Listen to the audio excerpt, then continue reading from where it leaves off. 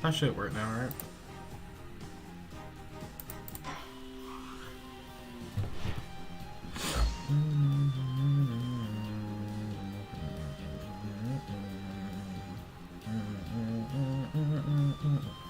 They have a point. They have a point. Evilly is not against the rules.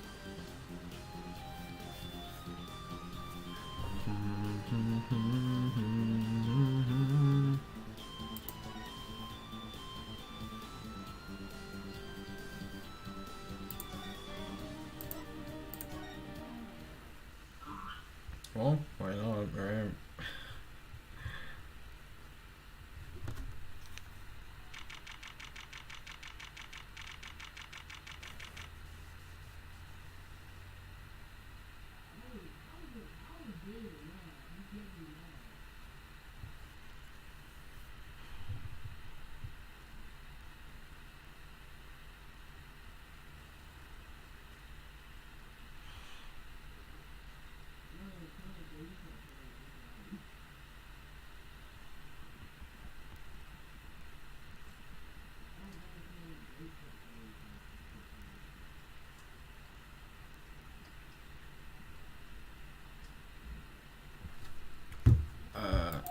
Alright. Here we are. Court will now reconvene. Has our witness, Miss Ola, really recovered? Yes, Your Honor. Well, she regained consciousness. Perhaps we can hear her vision of the events again? That's the thing. You see, she's quite fatigued. You're looking a bit fatigued yourself, Mr. Peggle. Sadly, fatigue is insufficient grounds for refusing to testify or prosecute. The defense would like to request that Miss Aurelie take the stand. Very well. The witness will take the stand. Perhaps you could repeat your name and profession? Or perhaps you'd rather admit that you're a poor liar and a poor loser. Yeah. Not.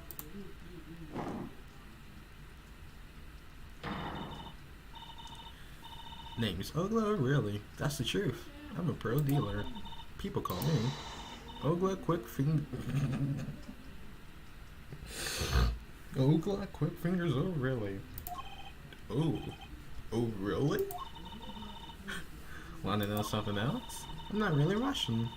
And my last name sounds like oh really? There, that's the truth. Hope you're satisfied.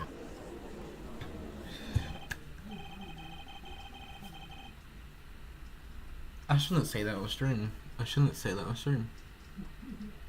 Because Lord Almighty knows the force one would have to use to pull me away. Oh shoot, I didn't read that. That's my bad. History. Witness, you will tell the court what you were really up to that night. Fine, I'll talk. We had a plan, see. Let me remind you that you're currently under oath. Any further fabrications will have serious consequences. Fine. Like I said, I'm a pro. That guy, Smith, hired me to do what I do best. I was planted at the Borscht Ball Club several days prior to the night of the game as a waitress. So you're in cahoots with the victim. Not that he needed my help. Smith is a well-known poker player in some circles, but winning wasn't the main purpose of this game. It was about destroying a legend, the unbeatable Phoenix Wright. The plan was simple, elegant really. You see, we set up a trap of sorts. I was to plant a card in Wright's pocket beforehand, and then deal 5 aces during one of their games. When their hands were revealed, Smith would call him out and search Wright. He would then pull out the planted card, and the trap was snapshot. You swapped the cards. Exposed as cheater and losing on top of it would have made a great double play. Just like that, the legend would be dashed to pieces. Do you get it?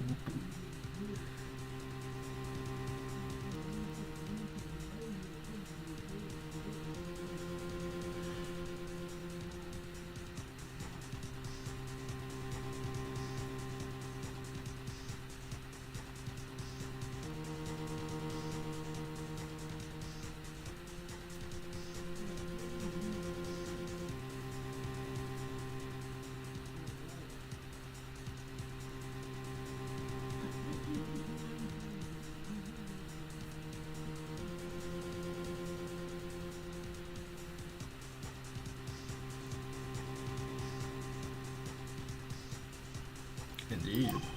Getting caught red-handed at cheating would cast doubt on all his prior wins.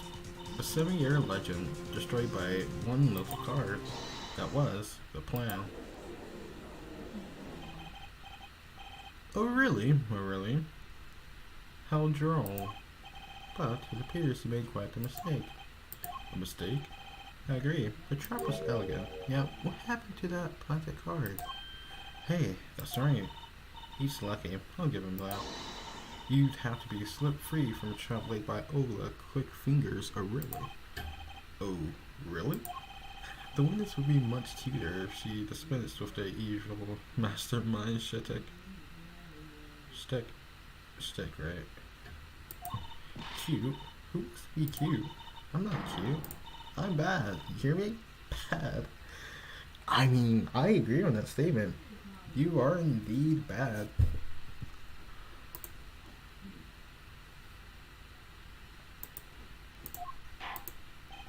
When you're through being bad, perhaps you could testify to the court? Tell us about this trap and how it was sprung.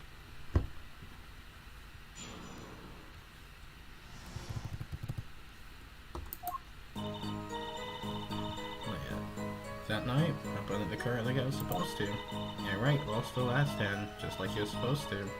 Then Smith searched him, but the planted card was gone. Trap failed. The next moment, Wright picked up a bottle and swung it. It wasn't me who hit Smith. It was that no-good cheating defendant. A surprisingly frank testimony that still leaves us mostly in the dark. That trap was perfect, I tell you. Perfect. If that rotten cheater hadn't messed it up. Look who's talking. Well, the testimony, for what it's worth, is all yours, Mr. Justice. With witnesses like her, who needs criminals?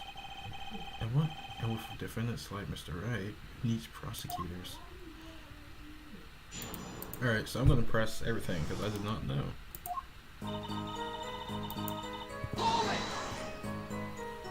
This planted card. Which card was it exactly? The trump card, the 5 of hearts. Let me guess. Mr. Wright was to have switched to 5 with the ace to make a full house. At least that's what you were going to accuse him of doing, thereby ruining his legend.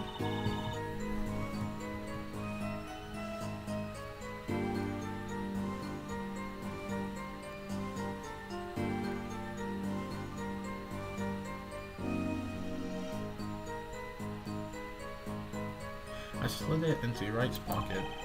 When was this? Why, for a match, of course. While he was eating. At the Borscht Bowl Club, we serve borscht and suckers. Suckers, you say? Remind me never together? Of course, the card was to make his grand debut during the game, like a good borscht. A good plot must be cooked up early and allowed to thicken. And Wright lost the lost hand, just like he was supposed to. Then Smith searched him. So, everything went according to plan. Exactly. The 5th ace came up, so it's obvious the switch went off without a hitch. Once the extra card was found in his pocket, Wright would be forever known as a cheat and a fraud. There are worse things to be known as, I suppose. Then tell us, what happened with the search? But the planted card was gone. The trap failed. The card disappeared? Yeah, the trump card, the 5 of hearts. Gone, without a trace. Proof, Zippo.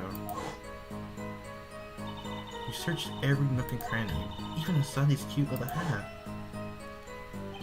But the card was nowhere to be found, is this correct? Never in my long storied career, never has quick fingers, oh really, been so readily duped. Oh really? So what did happen to that 5 of hearts? Don't look at me. Why don't you ask that cheating, lying, two-faced defendant? So the 5 of hearts is still missing in action. The next moment, Wright picked up a bottle and swung it. Wait, isn't that a little odd? What's odd? You searched Mr. Wright thoroughly and found nothing, which means he didn't cheat, which means he had no reason to strike the victim. But, well... What was that just now? I sensed something. Something wrong, Mr. Justice? No, nothing, Your Honor. What to do? Should I press her a little harder? I'm sorry. Miss Aurelia, you're hiding something. What are you talking about? You. Me? Quick fingers Aurelia? Hiding something? The defense will refrain from baseless accusations. I have one question for the witness then. You say you saw the moment the defendant hit the victim. Is this true? Of course it's true. I did see it, honest. I saw it when Wright hit him. I saw it when Wright hit him with my own eyes. I saw it. What's this weird vibe I'm getting? That witness, for instance, Miss Aurelia, should have touched the back of her neck during certain parts of her testimony. Did you notice? Touching her neck, was it?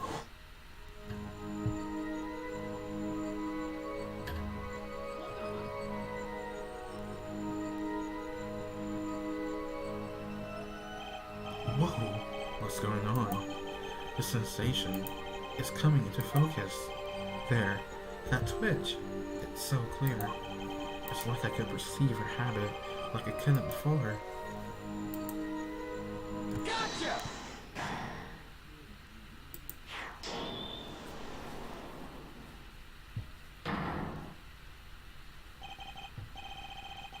Miss Aurelia, perhaps you are unaware of this yourself. Unaware of what?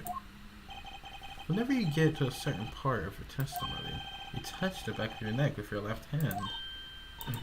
My neck? So what? What indeed, Justice? I hadn't noticed anything of the sort. When she says that part of the testimony, she's subconsciously recalling something. Her body reacts to the memory, and she touches her neck. I'm sure of a memory? Would someone care to explain what he's babbling about?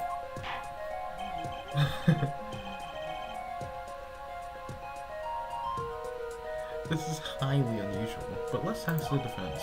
You claim the witness is remembering something. Maybe you have evidence of this memory to show us?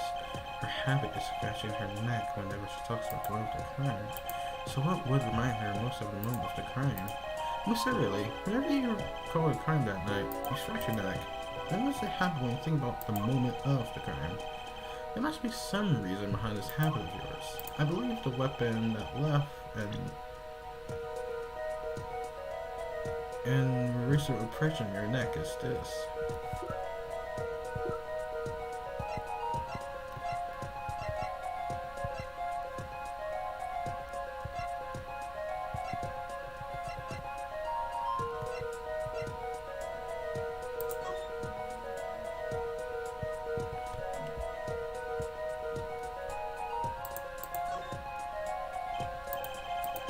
Wow, it's better than a colorful piece of tape. He should just buy a new one. Maybe he can't afford it, or doesn't care.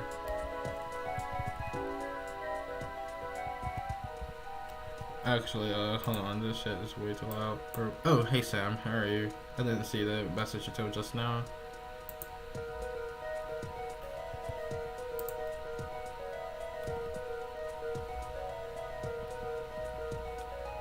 I thought it would appear on my screen, but apparently not. Strange. I might have to fix that. But yeah, hey Sam, how are you? I don't know if you can hear me at all, actually.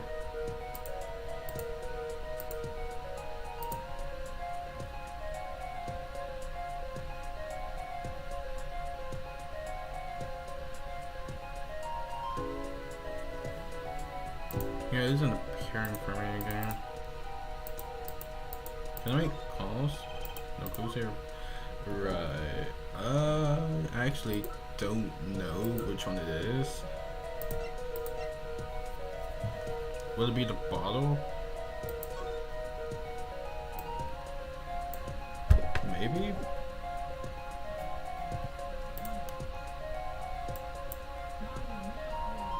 But yeah, sorry, Sam.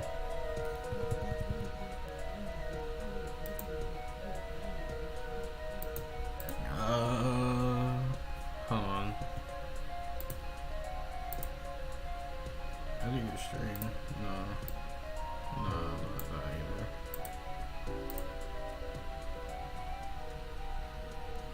I actually don't know how long ago it was. Oh, 3 minutes ago. Okay, yeah, yeah. All right, so I think it's Deadly Bottle. Like, I'm gonna be honest here. Oh, probably because my computer isn't going dead, maybe. Uh, so either this is wrong or whenever she talks about the moment of the crime, she touches her neck. And what reminds us more than that? More of us that moment than this ball, the murder weapon. But something doesn't fit. If you were only the witness to the crime, why would that make you touch your neck like you're in pain? What's he... I can't do the voice. What's he's talking about now? It's Mr. Smith, the victim who's hit. Not you. This is a cross-examination, not a cross... I almost said croissant. Not a cross-wall conjecture. The witness's habits, they're completely irrelevant. Justice, I'll admit, I'm a bit confused myself. This is certainly a unique cross-examination. I'll explain later, trust me. Now's our only chance to break her. Miss Arilli, please testify in detail about the moment of the crime. The very moment. Yet, I am knowing nothing.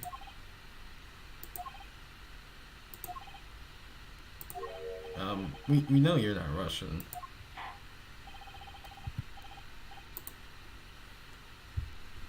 The witness will testify, please, now.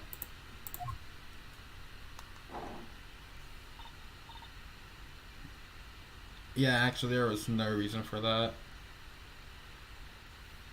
Huh? Huh? Hold on, wait.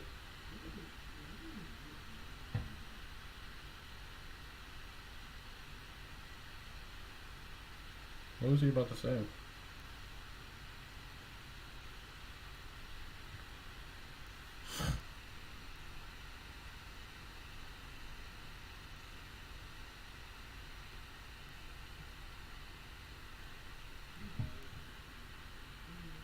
Alright, I like how the ball is used as a weapon, but the Russian glass is just too strong to break even after someone's forehead. I mean, exactly. Oh, it's the Allegro. Has it been that the entire time? And I'm just stupid? He's the one who did it. I didn't let him get in my sight until the cops got there. No, no, no, no. I don't know about that one. Miss Arilli, we have a record here that clearly contradicts what you said. It states that the police were alerted by a report from the defendant. Yeah? And we know the defendant left the room, climbed the stairs, and made that phone call from the first floor of the Borscht Club. Yeah. So, explain how you kept your eyes on the defendant when he left the room entirely.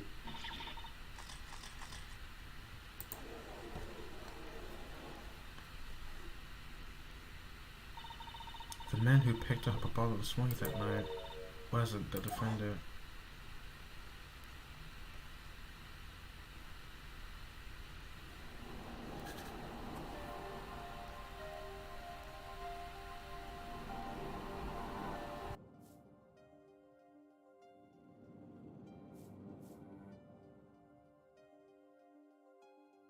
Showdown time.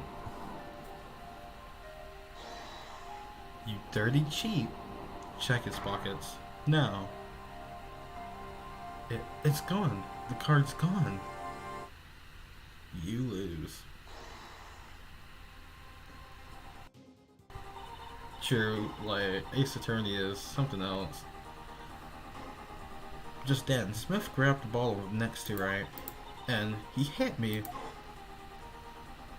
Damn, that's crazy. You, some massive cheating you turned out to be. Then, when I came to, The victim was already dead. I mean, wrong voice. The victim was already dead. Is that it? That's why I couldn't reveal who I really was. If it came out that I was in league with Smith, I'd be a suspect for sure. Whoa, where does this leave us? Madness. This is madness. I'm dreaming. It must have been me who was hit with a ball and imagine all this. It appears our prosecution is at his wit's end. Frankly, I can't blame him. Mr. Gavin, what do you think about this turn of events? Mr. Gavin? Sir? I believe that, as a defense in this case, we are completely compelled to call Miss Aurelie a big, fat liar. What? Three were in that room the night of the murder, the defendant, victim, and her, and she has a motive. A motive? Her plot foiled, and the witness got into an argument with her client, Mr. Smith, and the dominant of that argument was the murder. That's a murder. No, it said murder, not murderer. Strange. It's a trap. Someone's trying to frame me.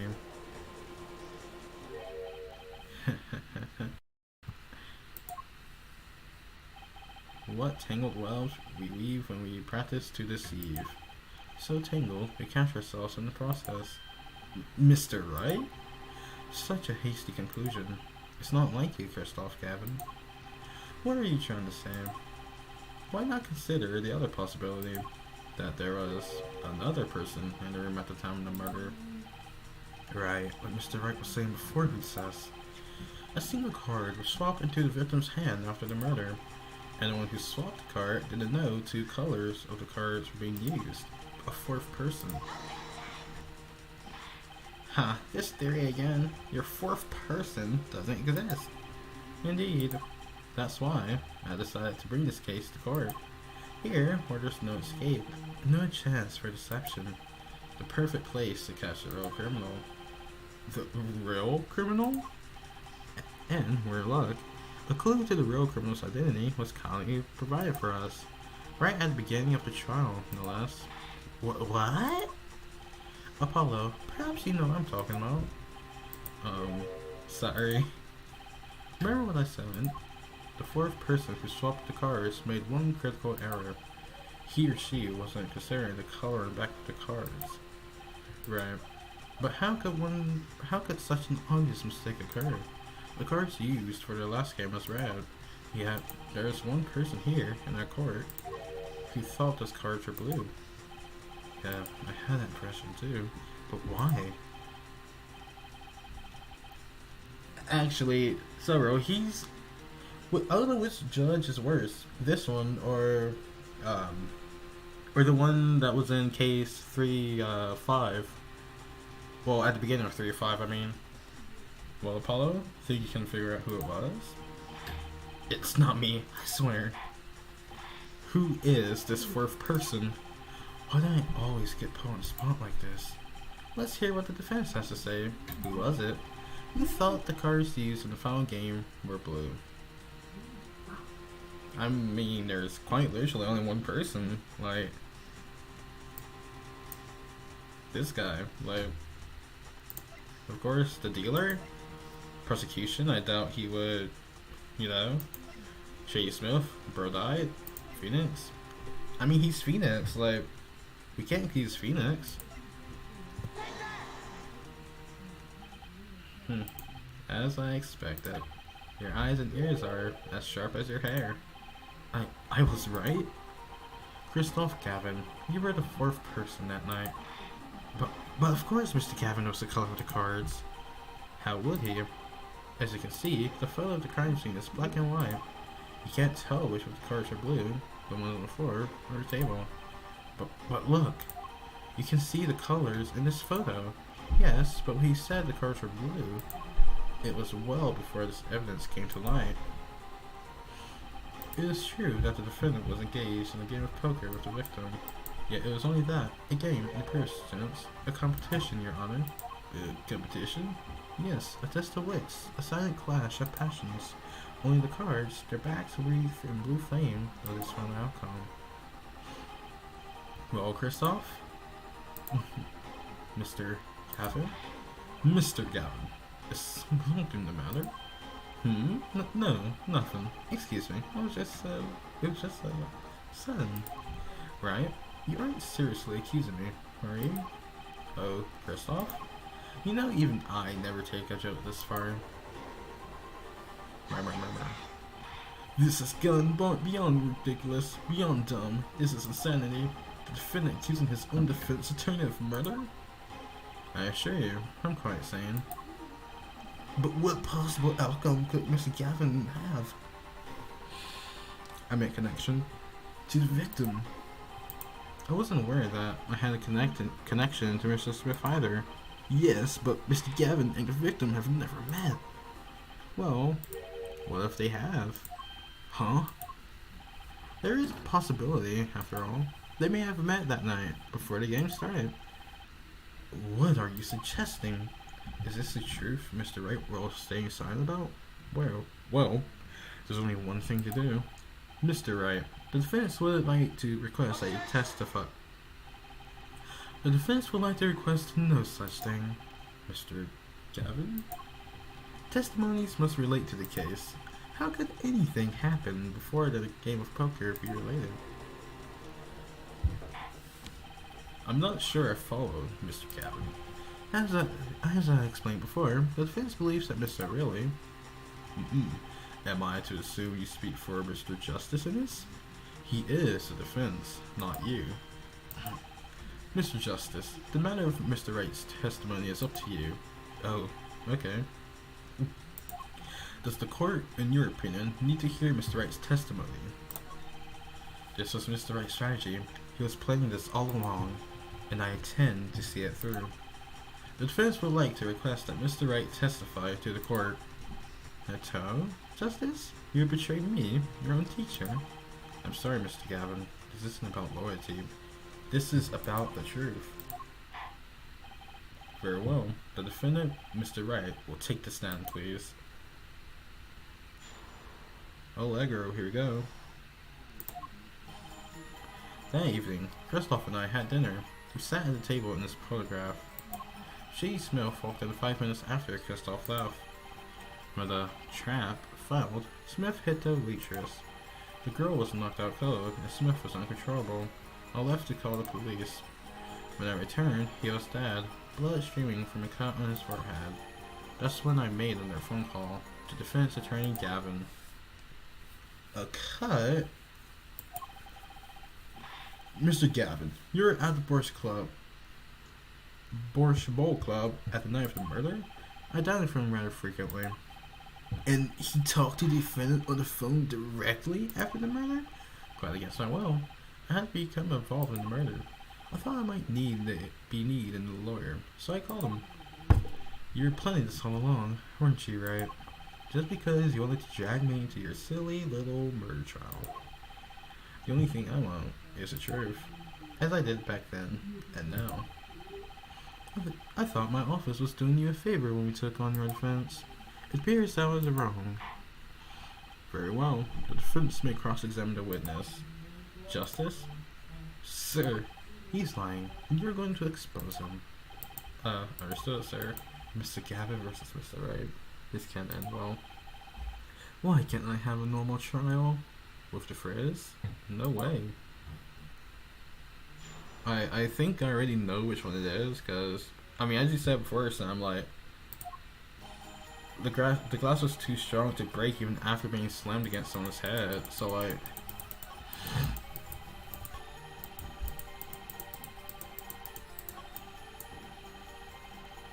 Okay, so surely. Well, no, unless I'm thinking about this wrong. Because, I mean, there could still be a cut in the forehead after you're hit, but, like, the ball has no visual damage on that. So, actually, let me press here. And when you return, the victim was already dead. Yes. I'll admit, I was a little startled when I walked in. Little? He was bleeding from his forehead, after all. I guess I'd be startled too, if I walked in a scene like that. That's when I made another phone call to defense attorney Gavin. So it has to be this. Shoot. This evidence clearly reveals a contradiction in that statement, Your Honor. How exactly are the evidence in that statement just not related? They aren't, are they? But I mean, like, I don't think that won me any points with the judge. But I mean, like, cause hold on, history.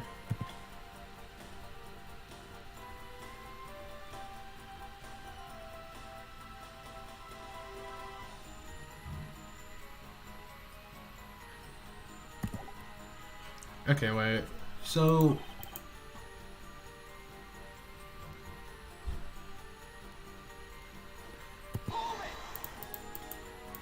you made the call to the police from the first floor of the restaurant, correct?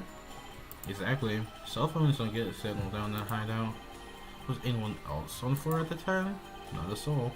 It was in the middle of the night after all. Sure. Who gambles in the middle of the night? Like, this is, mind you, 2 a.m. in the morning. They're sitting here playing a game of cards. Mind you, this is at night. Where, basically, if a murder did happen, no one would be around to witness it. Like, bro? Huh? Like, personally, I'd have a few witnesses around if I'm gonna do something.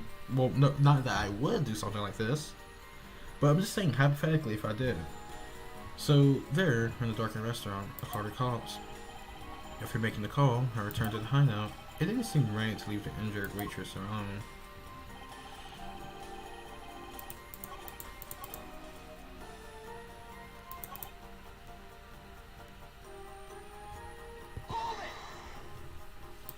"5 minutes?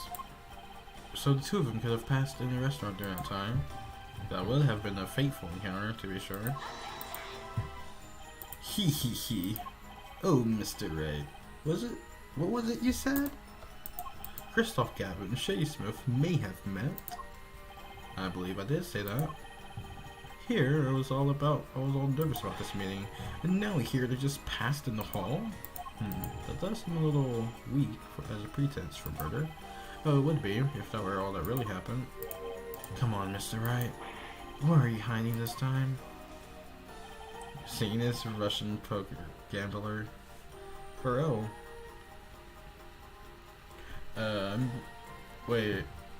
Am I stupid or... Okay, no, I'm not. Is this the truth that Mr. Wright was talking about? Justice? You know what you have to do.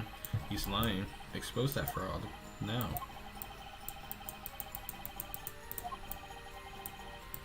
Okay, so let me look through my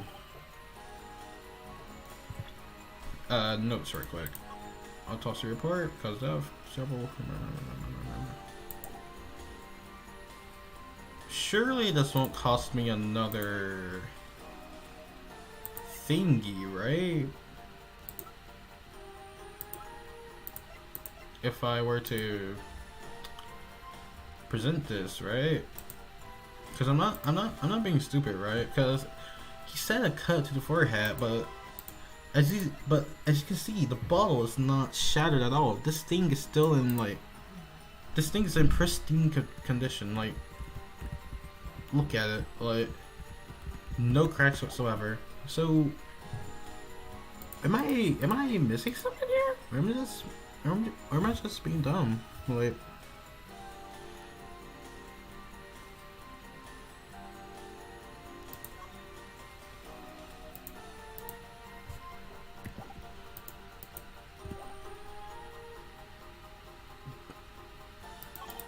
Shady Smith walked in 5 minutes after Christoph left. Blah blah blah blah blah. Okay, so... Oh, that was alright. Alright, because he had the hat on his head, right? Mr. Wright, if I may. Yes? Take a look at this photograph of the crime scene. See the victim here? He's wearing a hat. I wouldn't think you could see blood on his forehead. Good point.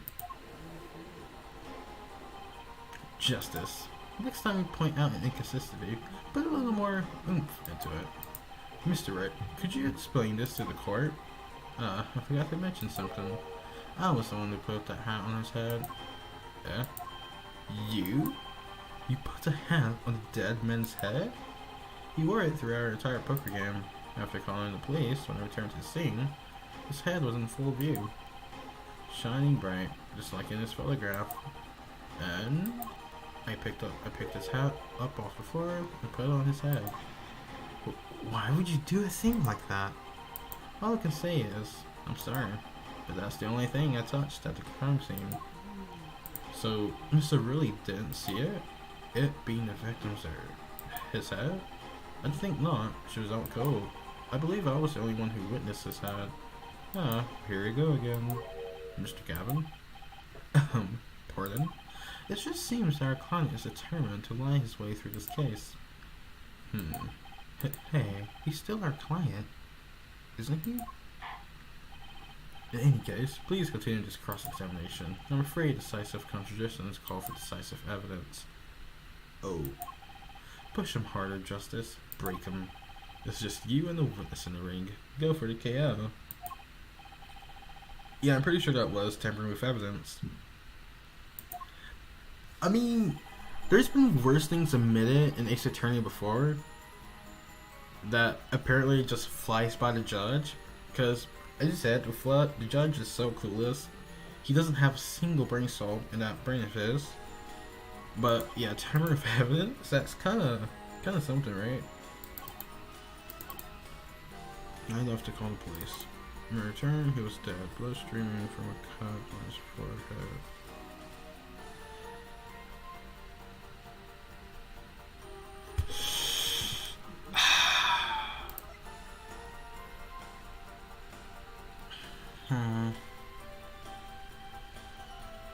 It has to be either, it has to be this, or it has to be this, right?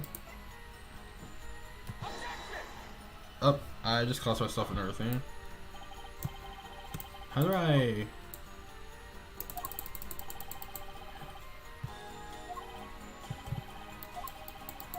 Objection overruled.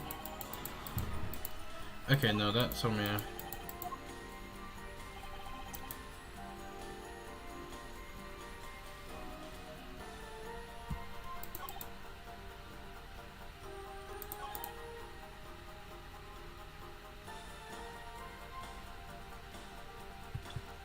What am I missing here?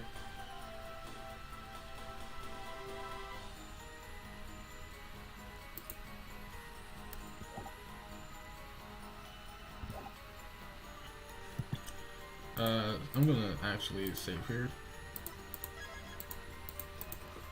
Because I don't want to constantly work my precious, you know, little things, right? Precious little zaps. So, I'm gonna present... Whoop. Whoopsie.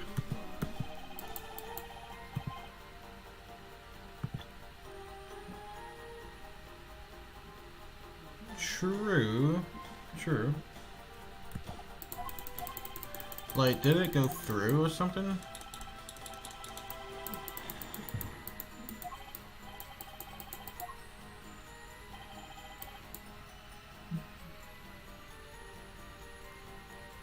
Well, he did say that apparently the hat fell off at some point, which I'm guessing had to be, you know, when he was hit, like struck.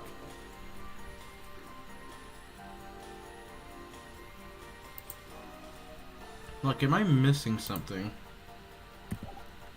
Like, am I just blowing this hole? Death caused by a single blow to the forehead. That's when I made another phone call to defense attorney Gavin.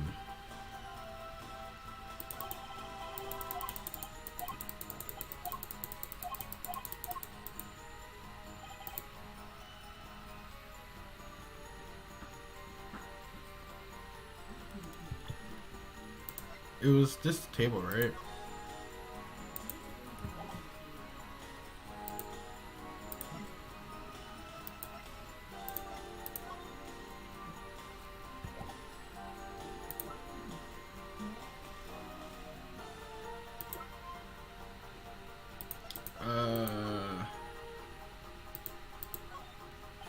No clues here. No shit, Sherlock.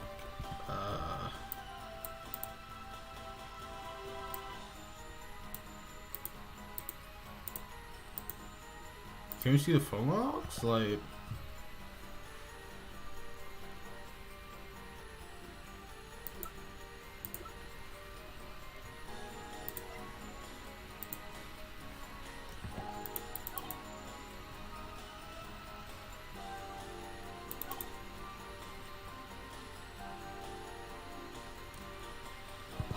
actually, yeah, let me hold it right here for a second. About this felt trap.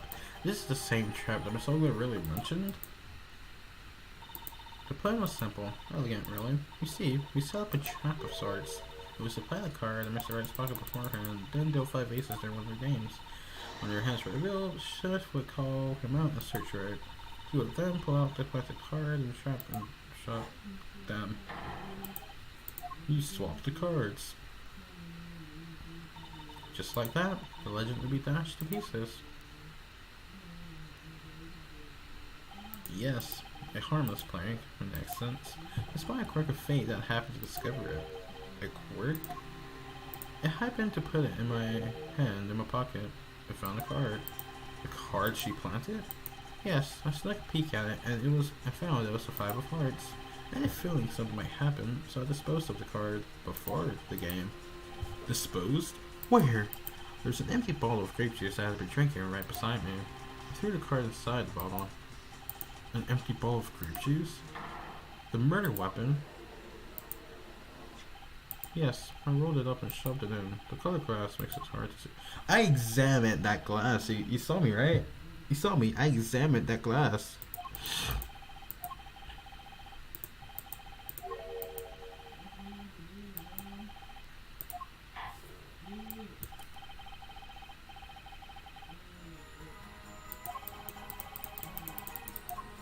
No. You saw me, like, actually examine that glass, like.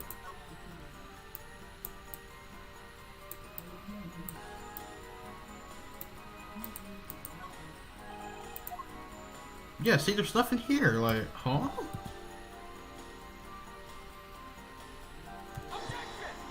Objection! There's no card in this bottle, bro!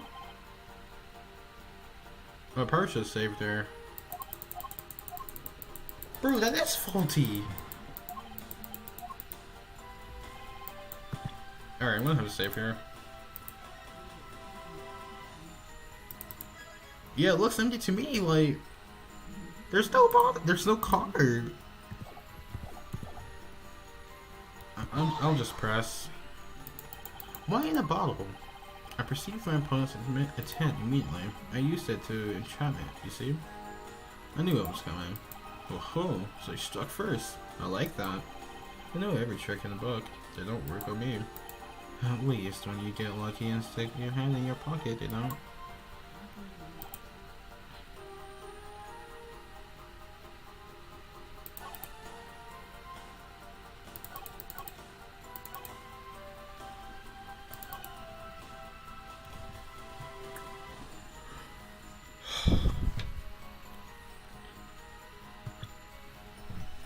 Like, am I missing something? Like, as you can see, clearly.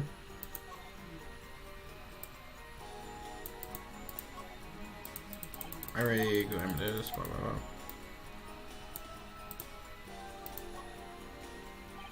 The ball is completely empty. Do I need to examine it first?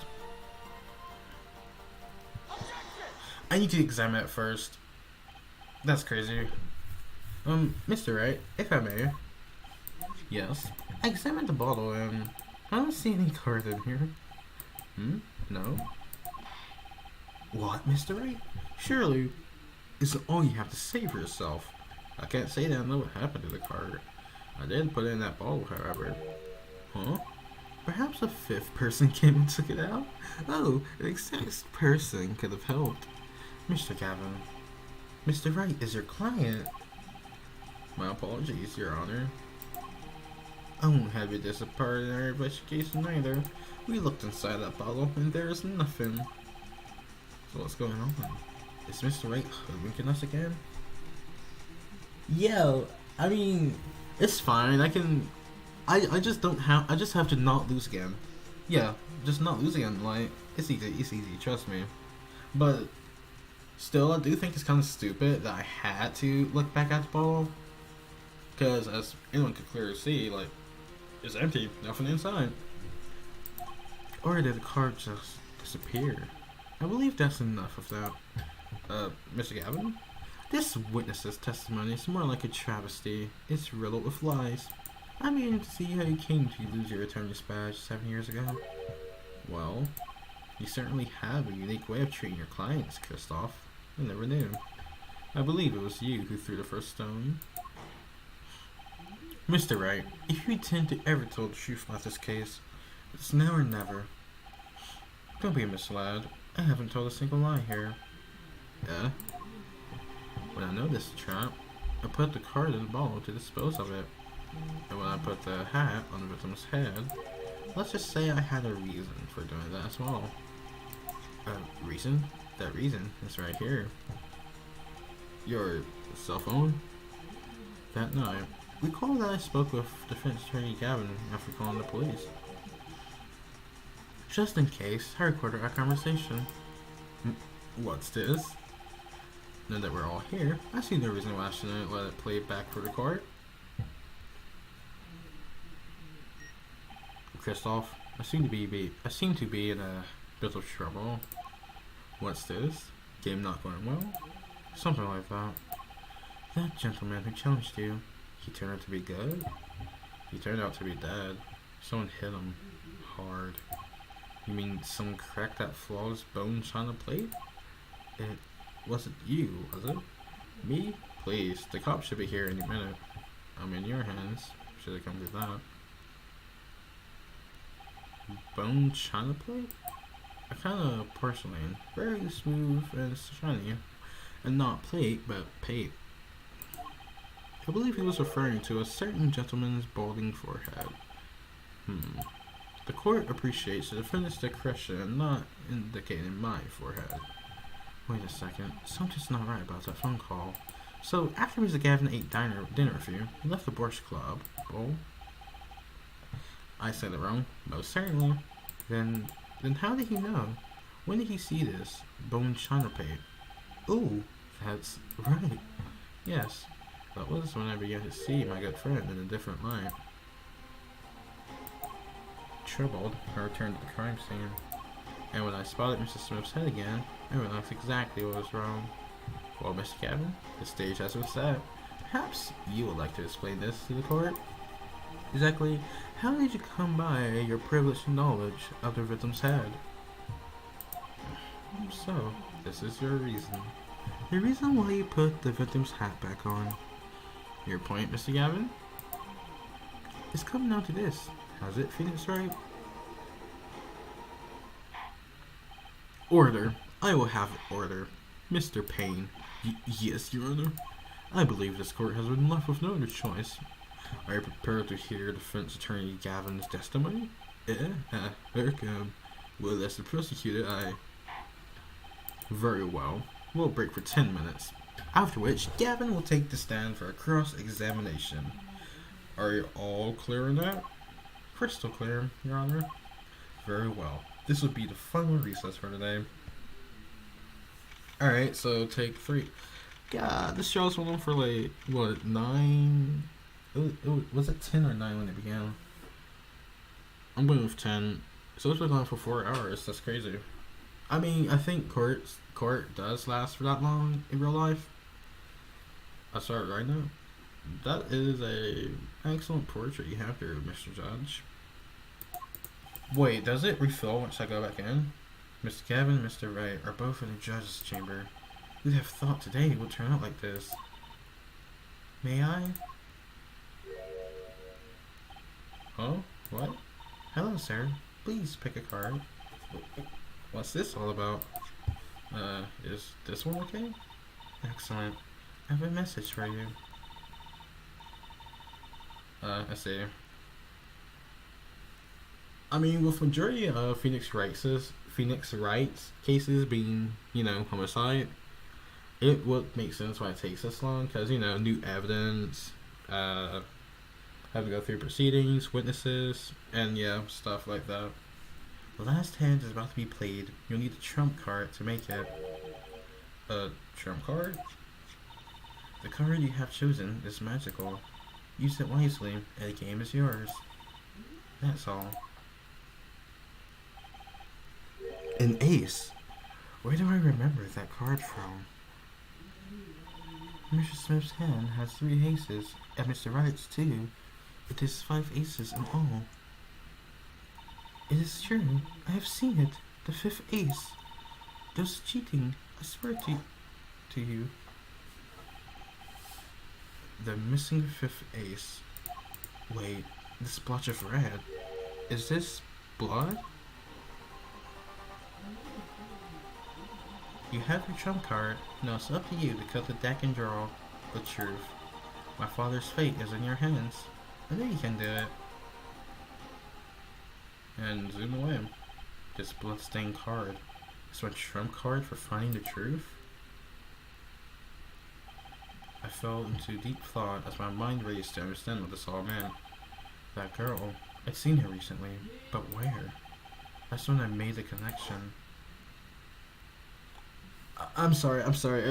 Every single time you see a black screen and the camera zoom in, the badger comes back to my mind. The blue badger. April 20th, 2:45 p.m. District Court number 2. Court will now reconvene. Defense Attorney Christoph Gavin, will you please take the stand?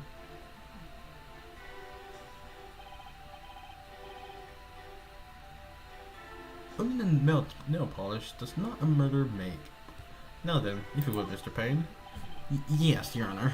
Will the witness, state his name and occupation? Is this force necessary, Your Honor? Believe me, for a stranger.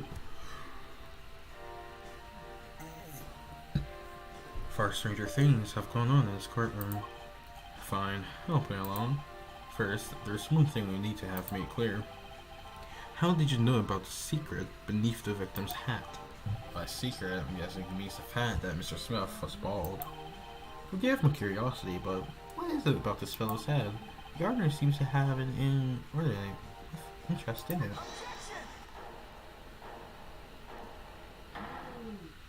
Homie just let him beside us. I wouldn't call it inordinate, Mr. Gavin. Mr. Wright, what do you think you're doing, right? Well, things are a little different from the other side. You know what I mean, Apollo? Speaking of looking from the other side, let's consider something for a second. The victim wore the hat all night, never once taking it off, except for that one time. That one time, being the instant he was hit. Oh! When Mr. Wright returned from reporting the crime, the hat was lying on the floor. Mr. Wright picked it up, placed it on the victim's head. In other words, in order to have seen Mr. Smith's bald head, you would have had to have been there in the hideout at the time of the crime. In other words, I must be the real killer. Is what you're trying to say? Not bad, Apollo.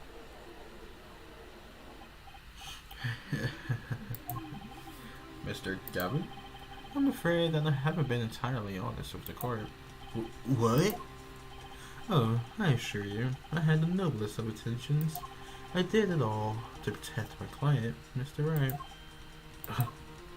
Yet, I'm afraid in the current situation, I see little reason to hide anything. Very well.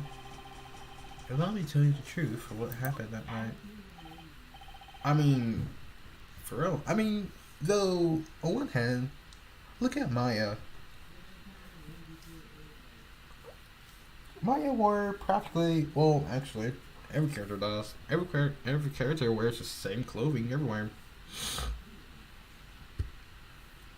Like, it doesn't matter where you are. Makes me wonder how many tuxedos Wright has. Finally, you may begin your testimony. Tell us, how are you involved in the events of that fateful night?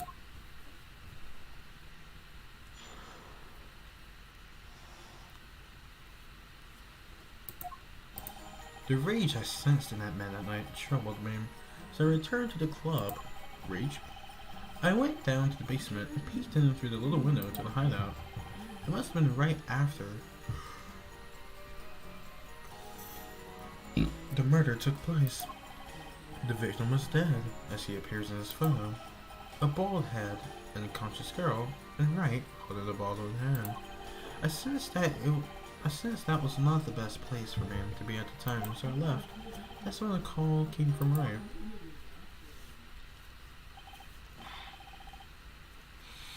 So you witnessed the murder? For better or worse, I missed the actual moment of the deed. Mr. Gavin, may I remind you that you're on Mr. Wright's defense team? Your testimony is clearly at a disadvantage to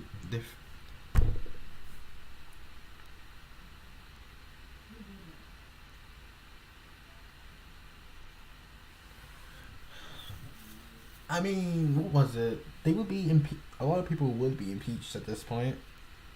Like throughout the entire history of Phoenix Wright, well, Ace Attorney. Well, as far as the first game, there would have been a lot of impeachments. Like, you gotta check something, huh? What else could I say? Holy, Unlimited Ping Works.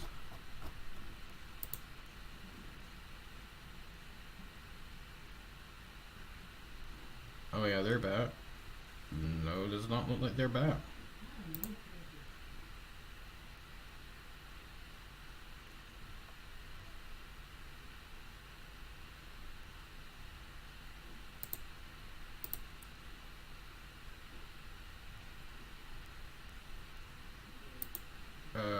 Yeah.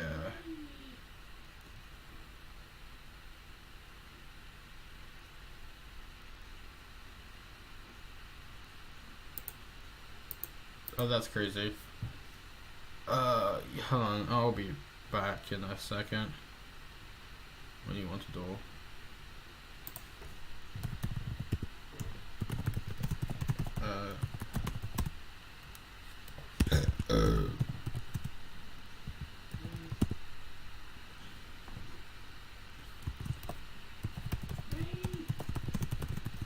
Okay, there. Alright, what I was gonna say. I'm standing on a witness stand after all. So you are, Mr. Gavin. And you had to testify as you just did.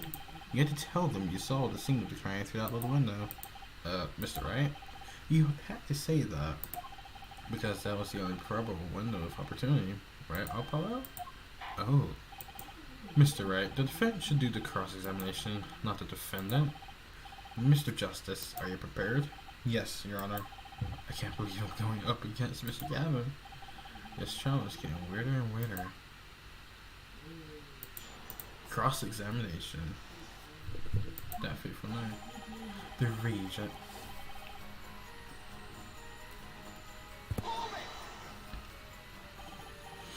That man, you mean Mr. Smith?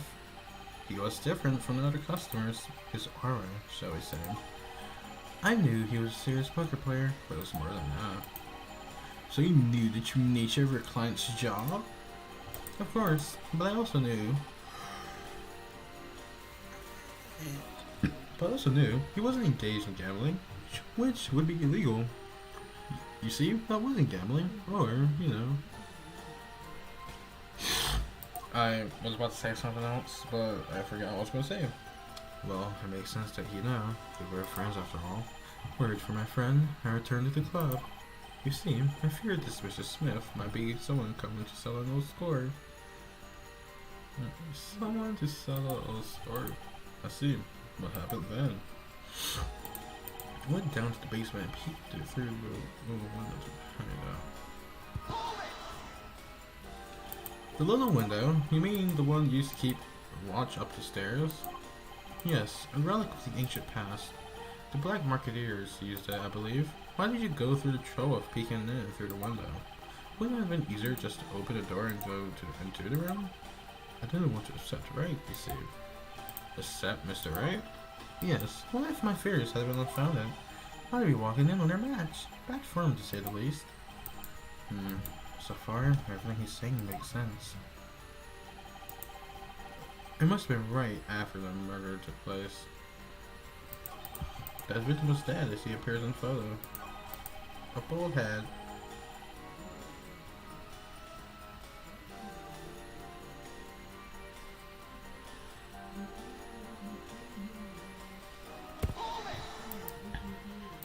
those were only 3 at the scene of the crime?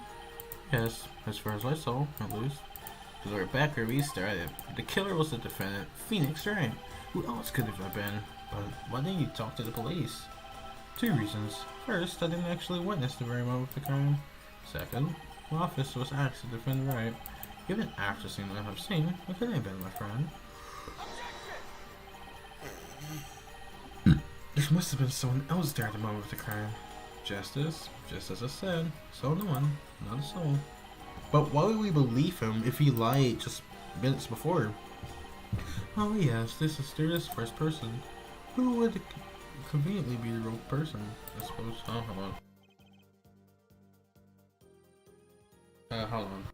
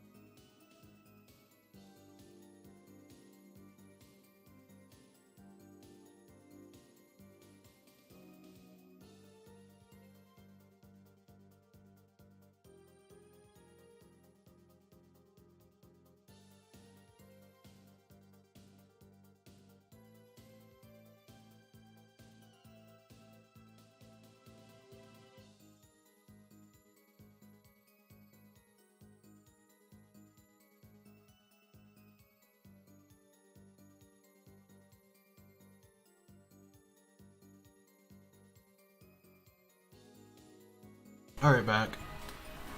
Glad to see we agree, Mr. Gavin. Let me pose a question then.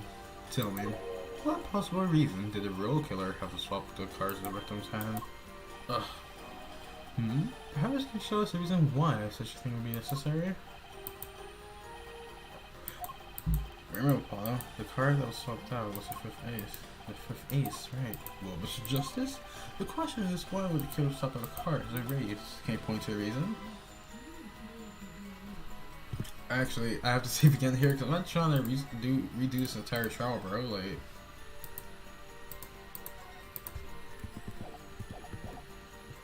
alright, show evidence. It's now or never. The defense would like to present evidence of the court. Evidence showing.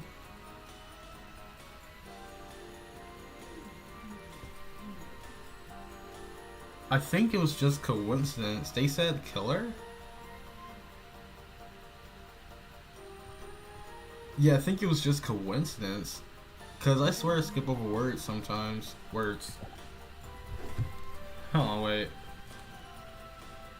Why is my Bluetooth connected to my phone? Hold on, let me. No, that's fine.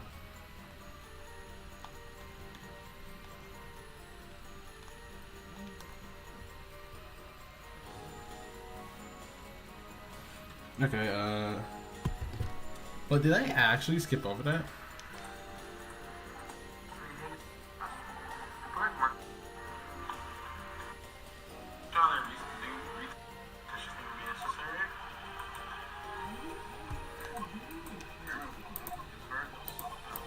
If you go ahead, point to out your reason.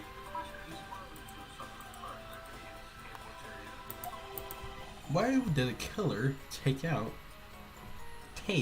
5th ace? Well, you see this. Well, you see, Your Honor. You see, I randomly found this card lying on the ground, like outside of the courtroom, right? And it just so happened to be an ace. Could you? And it just so happens to have a red marking on the back. Also a big ass red marking right here on the thing. My bad then. Yeah, that's on me. My reason is this. Is that an ace? Why? It's got blood on it. Right next to the spade. What? What? What? This is insane. Why wasn't I told about this? Why? Could this be the missing fifth ace? I mean, like, Edgeworth fabricated evidence against us. Why can't I? Not fabricated. Brought unknown evidence against us. Why can't I bring unknown evidence against you? Inconceivable. How could you? What are you doing with that card? Well, that's the thing. Why is Mr. Gavin so upset? It's just a fishy card from some fishy girl. Oh, that card? It's mine. That is. I picked it up at the Borshko Club that night after the murder had occurred. I gave it to my daughter. Cards are her stocking trade after all. So, as I said, temper of evidence. Phoenix, what?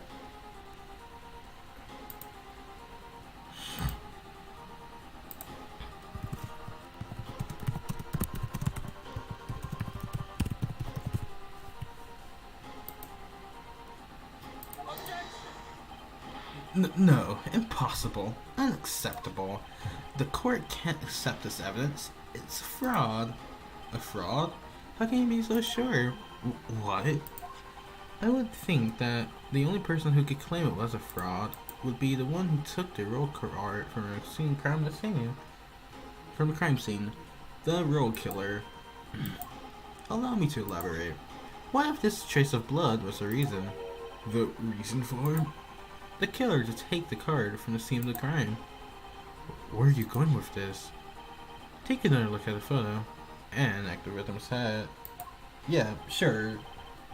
Alright, give your daughter a card. Have her withhold evidence. Why don't you? At the moment of the crime, his hat fell to the floor.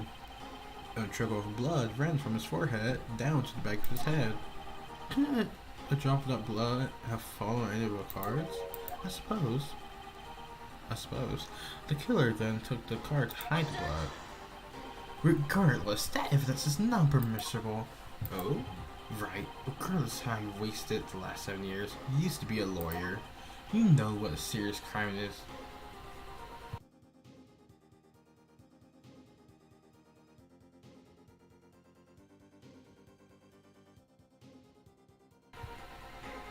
You know what a serious crime it is to conceal evidence? Oh, we can discuss the final points for our legal system later. Cause I mean, like I said, Edgeworth withheld the, what was it? The updated autopsy report. Yeah, the updated autopsy report that was just, made this morning. The morning, that exact morning, where it went from died instantly to pretty much died instantly. Which is crazy. What's important now is that I've answered your question. What are you talking about? You wanted to know why the killer would have taken the card from the crime scene, and now I've told you. That one drop of blood would have been the decisive evidence, you see. This is baseless conjecture. Baseless?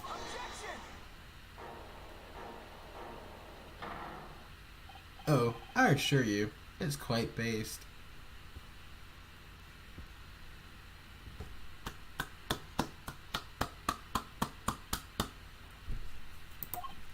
What? It's amazing, really.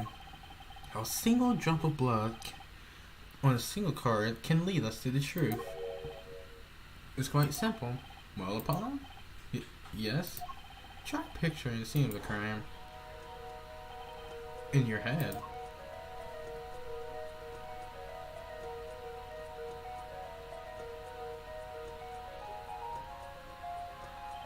The murder took place in the hideout.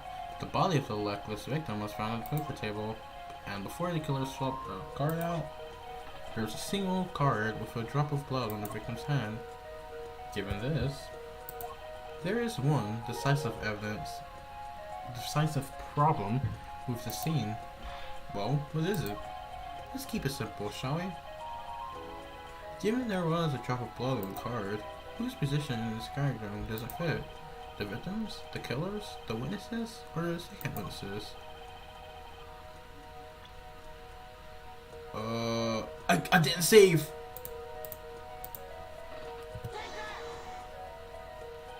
Well, isn't it the victim's position that's the problem? I don't follow your logic here, Mr. Justice. Well, look, the victim was struck in the head, sending him back in his chair. You think any blood will fall behind the body, not onto the table in front of him? Ah, take a look at the photo again. If he had bled in this position, the blood will fall on the floor, not on the cards.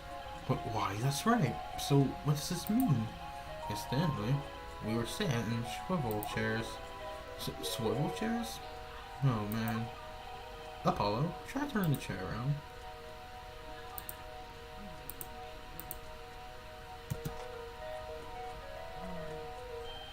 The chair is facing the other way?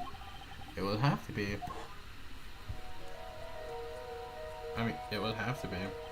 So we have to assume that at the time of the murder, the victim's chair was facing away from the table. When Mr. Wright returned from informing the police, which way was the chair facing? When I came back to the room, the body was facing as seen in this photo. That would mean the killer turned the chair back around. Let's take the next step. Look at the diagram once more. I'm gonna have to save again, because like... Okay. We now know that the victim was facing away from the table at the time of the murder, but this creates another significant contradiction. Again? Let's test your reasoning skills again, shall we? Apollo, whose location in this diagram contradicts our new understanding of the evidence? The victims? The killers? The witnesses? The second witness? The second witness?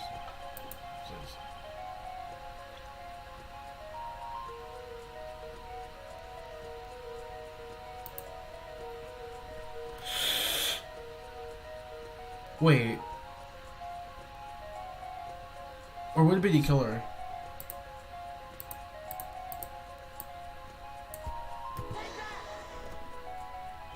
The victim was struck from the front, correct? I almost killed myself, bro. Almost. Well, wouldn't it be hard for the killer to hit him from the front? Saying where his indicator currently is? I think it'd be quite hard, yes. Yes, but what you're saying makes no sense. Why would the victim suddenly turn his face to the wall in the middle of a game? I believe sufficient reasoning will soon come to light. What? There's something in this diagram that makes far less sense, actually. Look again at the diagram. Oh my god, I have to keep saving.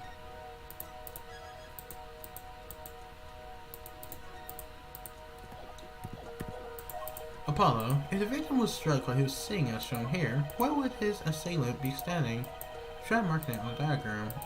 What? But there's no room to put a mark where the killer should be. Don't worry, let's think it through and see what we find. We know the victim was facing toward the wall at the time of the crime. That's the only thing we know for sure. Try to forget about everything else. Alright, so I'm sorry for repeatedly saving, but like I said, I don't want to repeat this case. Where would the killer have to be standing to strike our victim from the front? Anywhere around here should work, right? The killer had to be standing, well, here. You get points for flair, but that's about all you get. Yeah, I thought it was someone just not there too. I hardly need to point out that standing there would be impossible. The victim is facing a solid cupboard. Are you claiming the killer climbed the cupboard and hit him from above? Ha! It's simple logic, really. If this was the only place the killer could have been standing, then that means that at the very moment of the crime... Wait, I know. At the moment of the crime, the couple wasn't there. What's this now? I mean, that's the only explanation, right, Mr. Gavin? Your Honor, I have a suggestion for the defense. We should arrange to examine the cupboard and hideout immediately. Bailiff, send a team to the crime scene immediately. Try to have them move the cupboard. Ah, rather? What? There's one more thing your men should look for. Please give this. To the bailiff? Yes, I see. You do belong in the courtroom after all, Mr. Wright. I did my best.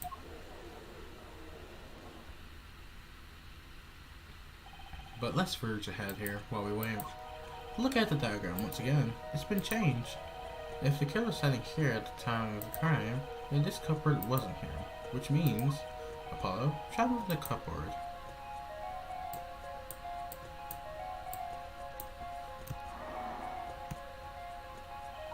Thank you. As you can see, the cupboard was a problem. At the time of the murder, it has to have been shown as here. Now everything's in place to reconstruct the motive of the crime. Oh my! What's this? What is it now? Look at the diagram of the crime scene once more. It appears we found yet another contradiction. What I believe to be the final contradiction, in fact. Huh? Oh dang! Notice something, Apollo?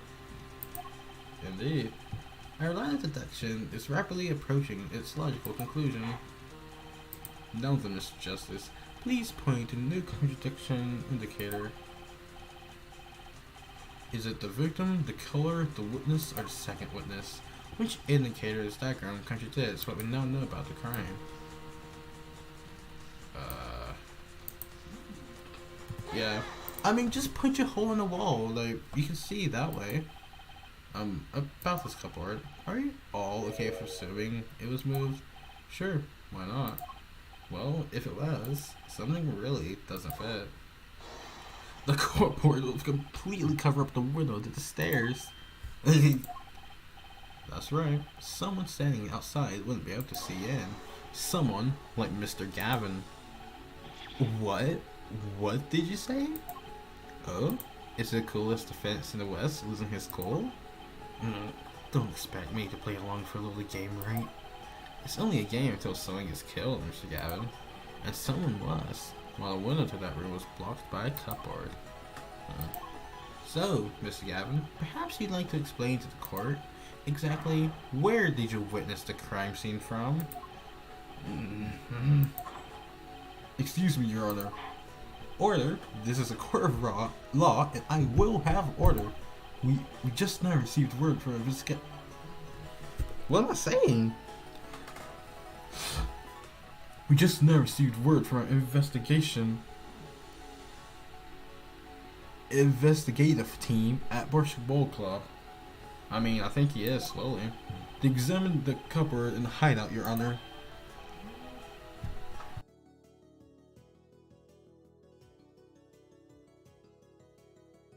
Oh? And what did they find? Well, Your Honor, it turns out there's a secret passage behind it. What?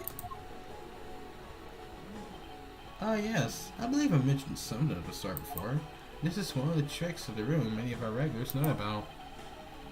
I do remember him saying something about that now that he mentions it. A secret passage is a handy thing to have when you're engaged in illegal goings-ons.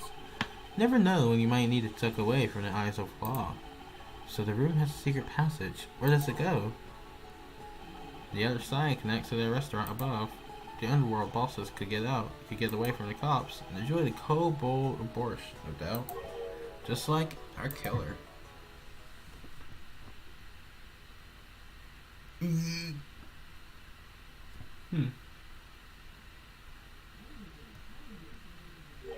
see where our line of simple deductive reasoning has led us, Apollo?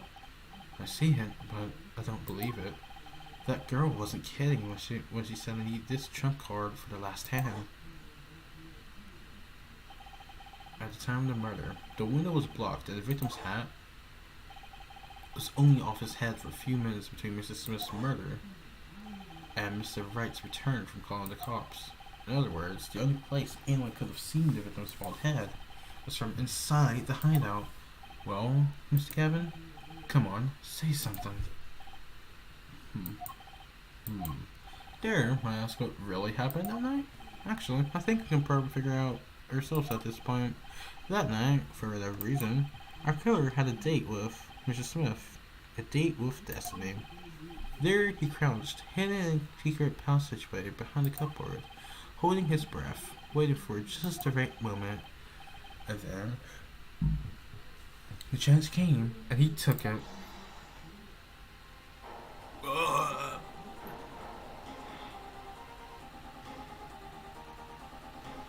What? Why did you do that? Wait here, I'll get help. Wait. No. The wrong voice. What? Why'd you do that? Wait here. I'll get help. Miss Olga really was out cold, struck by Mr. Smith. But his time was soon come. Mr. Wright went upstairs to call the cops, leaving Mr. Shady Smith alone in the hideout with the conscious dealer. Then a killer stepped out from the secret passage in the hideout. The victim must have heard the cupboard slide aside. Oh.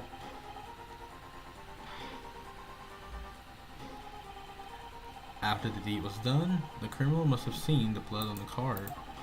He would have, of course, realized the need to destroy the evidence. That single spot of blood and the whole story of the crime. Too bad for him, he didn't linger any longer in the hideout that night. If he had, he might have noticed the cards on the floor, and that the fact that they were all red. Duh.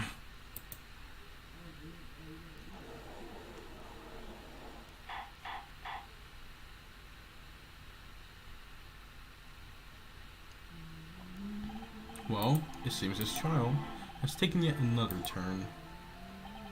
I'm truly sorry I had to see this day come, Mr. Gavin. Mr. Gavin? Mr. Payne. Yes, Your Honor. The prosecution will continue its investigation. As for Mr. Phoenix Wright, the defendant, he is hereby cleared of all suspicion. Believe me when I say that I don't believe this is happening, Mr. Gavin. But I'm afraid circumstances call me to issue a warrant for your arrest immediately.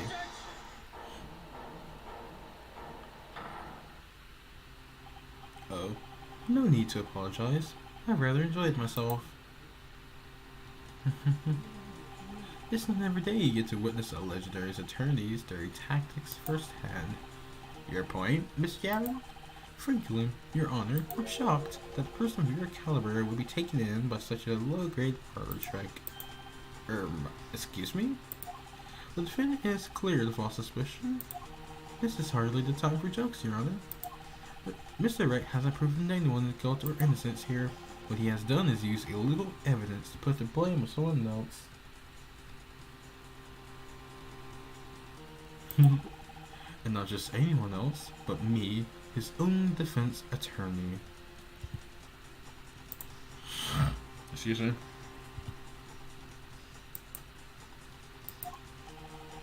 Illegal evidence? Let me ask you, Mr. Gavin, is there still any reason at present to suspect me of wrongdoing?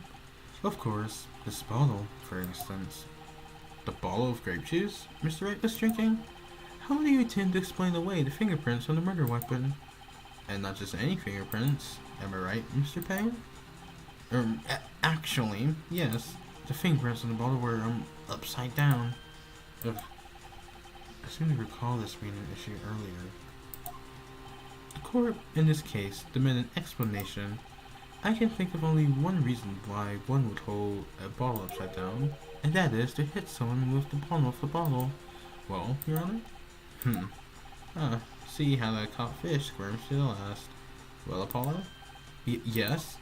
The boss seems awfully concerned about this bottle still. I'm sure you can come up with a suitable explanation. Just like that. Yeah. Just like what?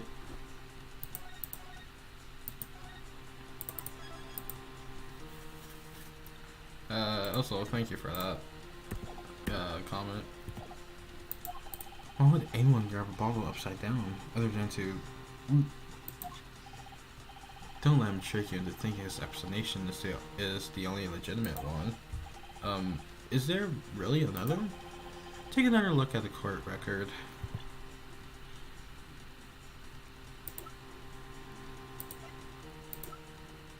I'm looking at it, homie.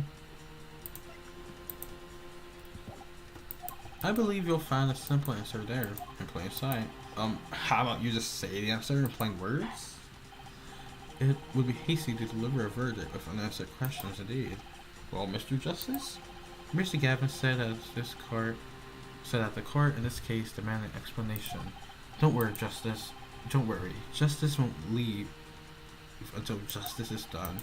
Perhaps the defense would care to lighten the court? What evidence do you have to explain why the fingerprints on the bottle are upside down? Oh.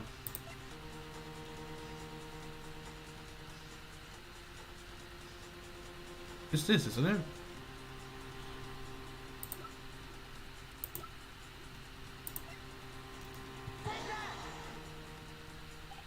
It's actually easier to show you than explain, Your Honor.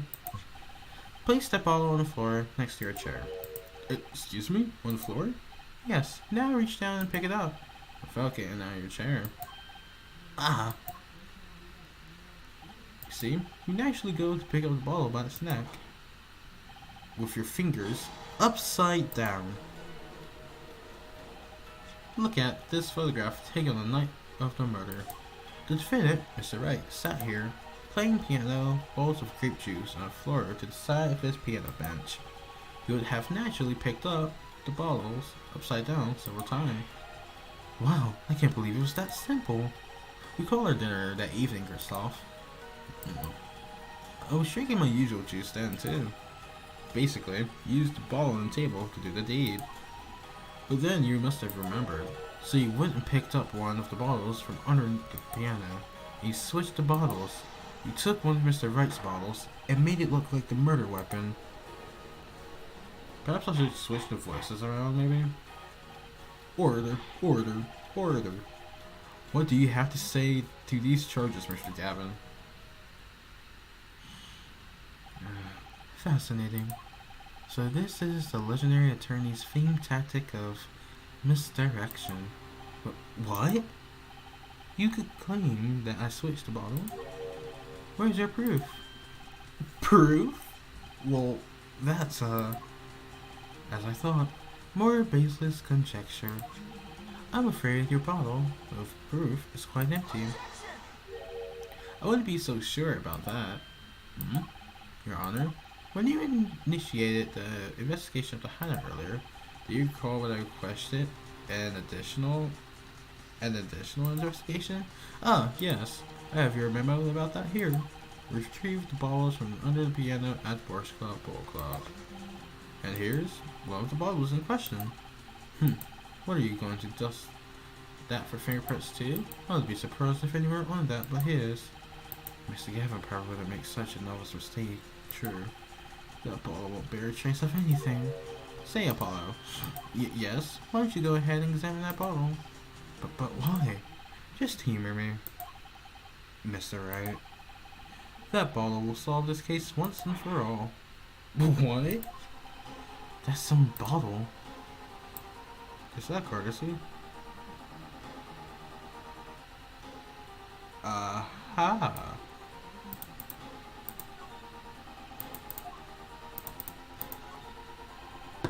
What do you mean no clues here? I'm literally clicking on the card. Huh? There's something inside the bottle.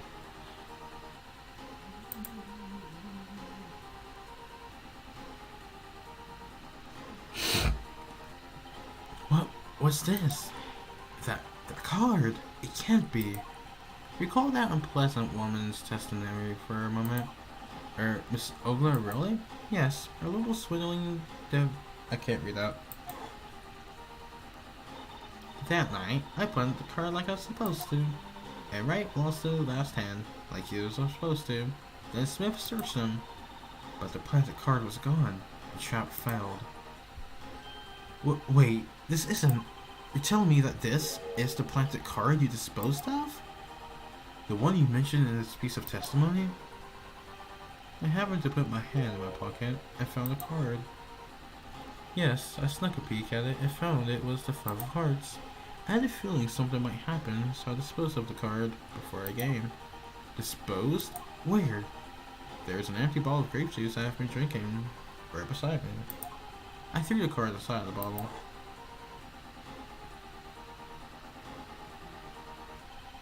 The 5 of hearts. This is the card. The bottles were swapped, and the only one who could have done that was the 4th person in the club that night. You, Mr. Kristoff Gavin.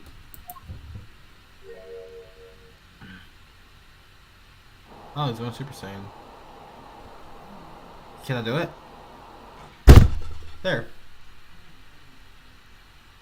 It should have been harder. That's not how you do a desk slam. Hmm? No. This is how you do a desk slam. Oh. It's probably... Yeah. Okay. But this is how you do a desk slam. Like this.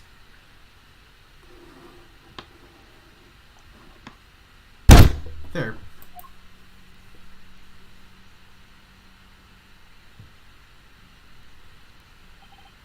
Is this your idea of...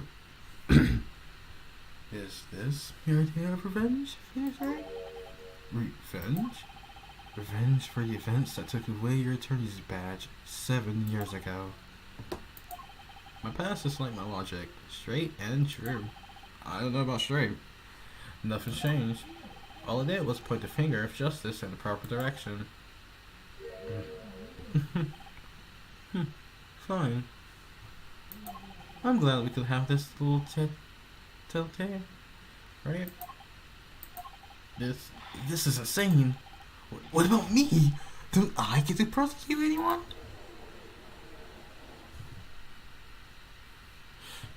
Sorry. I believe this time we finally come to end the trial. Mr. Payne, do you have a report for us on Christoph Gavin? He's admitted everything. We're processing his arrest now. I see. Still, one has to wonder why he would do such a thing. I swear I keep changing Payne's voice every single time. Like, I started with the nerd voice. I don't know what I'm at now. He didn't even have a connection to the victim, did he? Or, none of that we know. Mr. Wright, have you anything to add?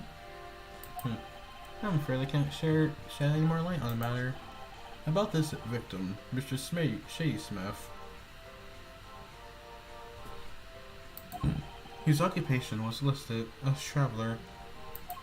An odd profession, to be sure, and that's all we know about him. I'll arrange a follow-up investigation, Your Honor. Good. Mr. Wright? Yes? 7 years, and you still haven't lost your touch. Christoph Gavin is a man with much significance for me.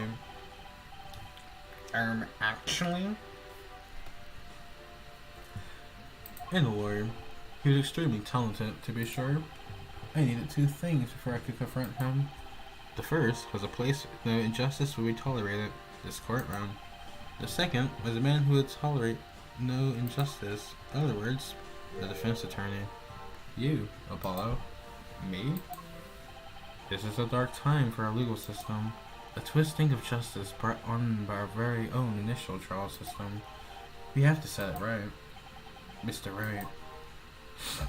Our work lies ahead of us, and I, for one, am looking forward to it.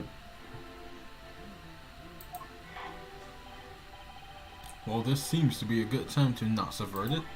This court finds the defendant, Mr. Wright, not guilty. Oh, that's... okay. That was a huge delay. Why is his eyes black up there, bro? Court is adjourned. Yippee! No. Yippee! Finally, it's done. Thanks, Apollo. You came through, just like I thought you would. I'm pretty sure I didn't do a thing in there.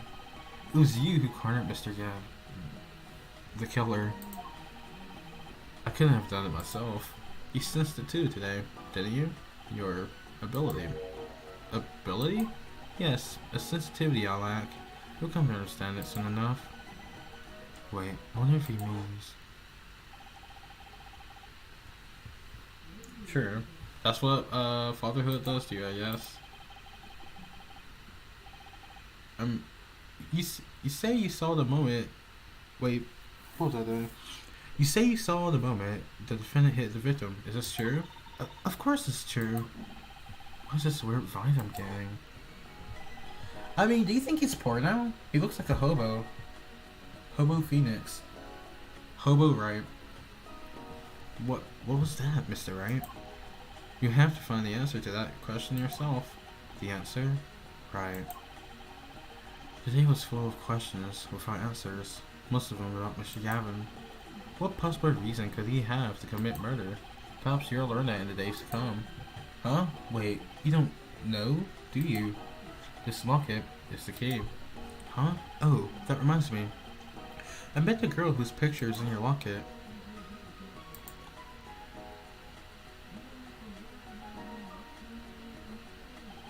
Your daughter, right? That's right, she's my daughter. You know, you were right about this locket. Yeah? I took this off his neck the night he died, but it looks like our dear Russian scam artist stole him.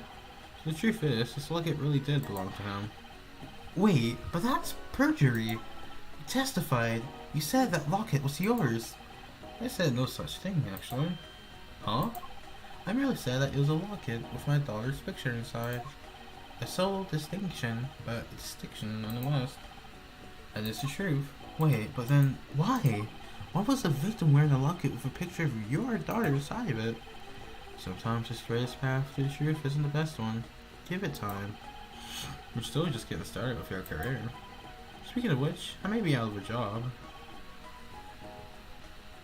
Wait, no. Speaking of which, I may be out of a job now. I work for Gavin Law Offices after all. I still can't believe I just saw Mr. Gavin get led away in handcuffs. Apollo. Yes? How about going to work for me? You mean at Wright & Co. Law Offices? I mean, there's not a single attorney in my generation that doesn't know it. I can't imagine that to be true, but... Wait, but didn't you... You're not a... Oh, I turned in my badge. Yes, I'm not an attorney anymore. That incident, 7 years ago. That legendary trial. And at the middle of it all was one man, Phoenix Wright. The case reached its sad conclusion, and he left it all for good. Have you ever thought about coming back to the courts? I'm not qualified to stand in the court of law, I'm afraid. Didn't you notice in today's trial? There was a single piece of forged evidence. Forged evidence? What are you talking about?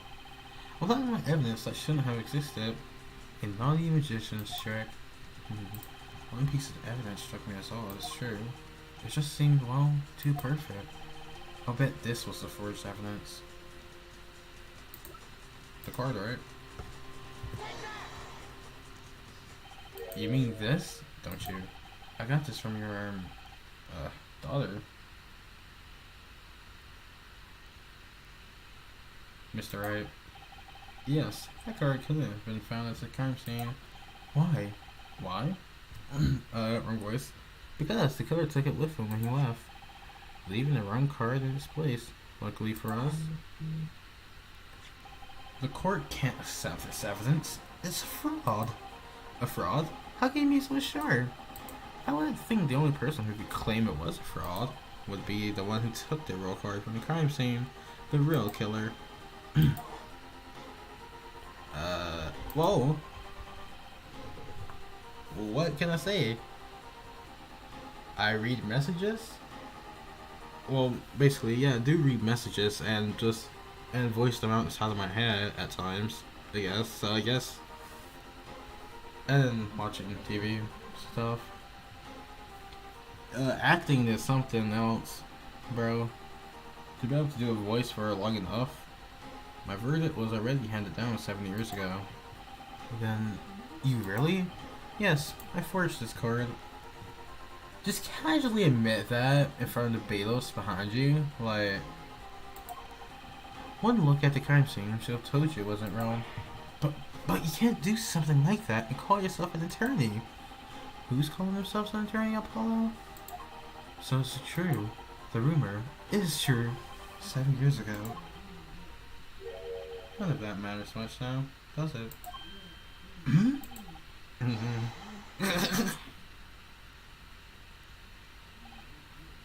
Hmm.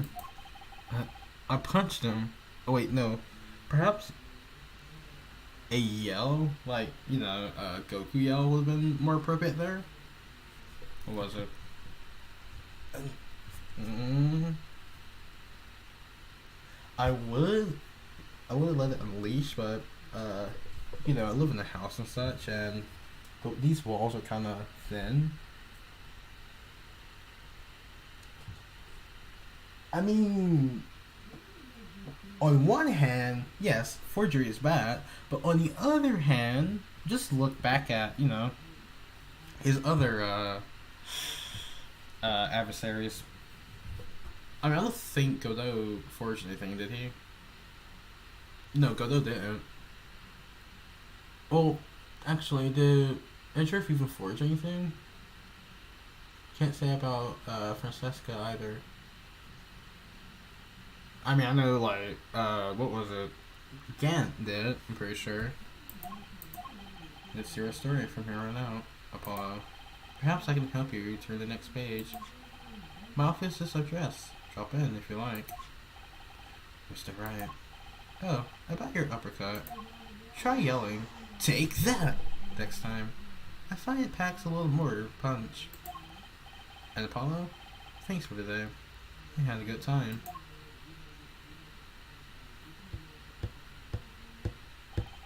And with that, Mr. Wright walked out the door. And that's how my first trial ended. All of mysteries went unsolved, and at the time, I had no idea they were all related. Every mystery that day, connected by a single thread of logic. I find that out soon enough. My name is Apollo Justice, attorney at law, and you're watching Disney Channel. And this is how my story begins.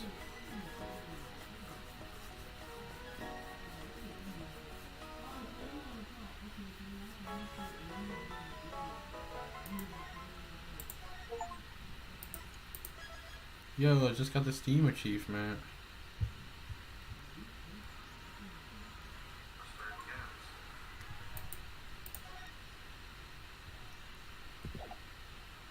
Alright,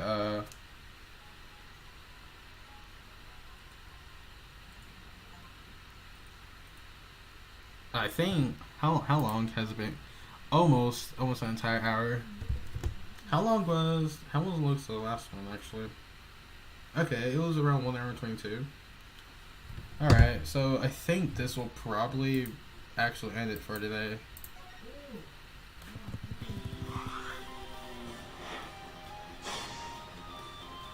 So that's episode 1 done of the first game. Of course, then comes episode 2. And then just 2 more after that. Surely, they won't be long. Yeah, they're. But yeah, thank you for coming, Sam. That's my only viewer. Yeah, thank you.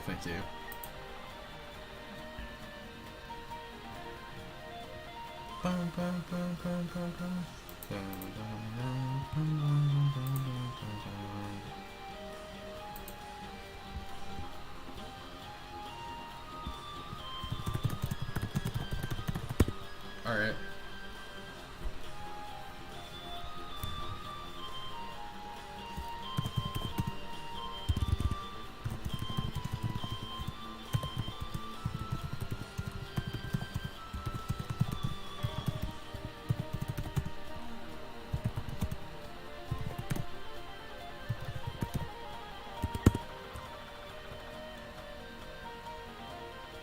$43.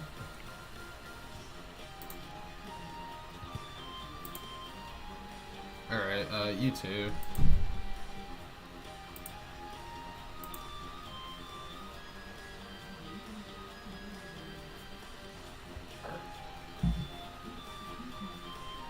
Oh, true, probably. Then, hello, mystery viewer. Thank you for coming. Thank you.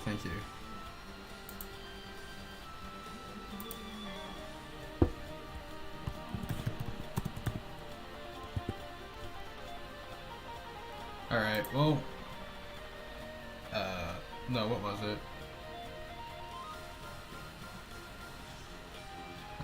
Let's see.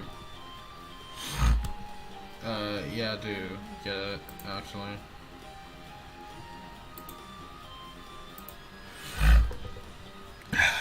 Alright then, well, yeah. See you in the next stream, more than likely.